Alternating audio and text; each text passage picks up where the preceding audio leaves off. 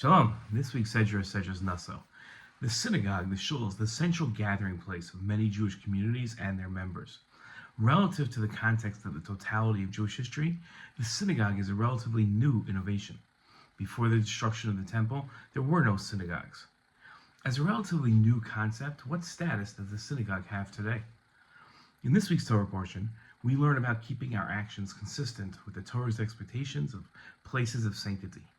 This week we read the following pasuk. All the Leviim, who Moshe, Aaron, and the leaders of the Jews recorded by the clans of their ancestral houses from the age of 30 years up to the age of 50, all who were subject to duties of service relating to the Mishkan, the tabernacle, those recorded came to 8,580 people.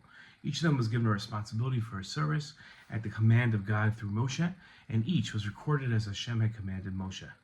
Hashem spoke to Moshe, saying, "Instruct the Israelites to remove anyone with a discharge and anyone who is contacted by a corpse from the camp." In his commentary to these two sections, the Ibn Ezra wrote that the section that commands the Jews to expel Tameh people out of the camp follows this pasuk that taught to count the Leviim, because God's presence was in the camp of Israel when they journeyed and when they rested. Earlier in the Torah, God commanded the Jewish people the following pasuk. He said, "Let them make me a sanctuary, that I may dwell among them." Now, in his commentary to the command to build a tabernacle, Rabbeinu Bechaya wrote a comment that could be understood as esoteric, but is actually a less complex idea than originally thought. The reason the Torah refers to the tabernacle as a sacred place, a sanctuary, from the Hebrew word kodesh, is that it was sanctified by the Shekhinah. The relationship between God and the tabernacle speaks to the honor of the Israelites in the parable when they are in proximity to their father, and honor for the father is when he is within the home of his children and feels welcome there.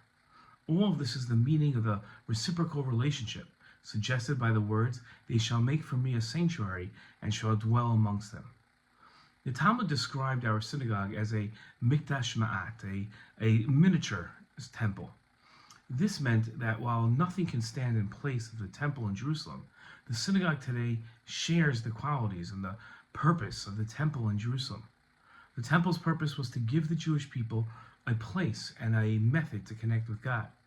With the absence of the temple, the Jewish people used the synagogue as a central place to strengthen their relationship with God.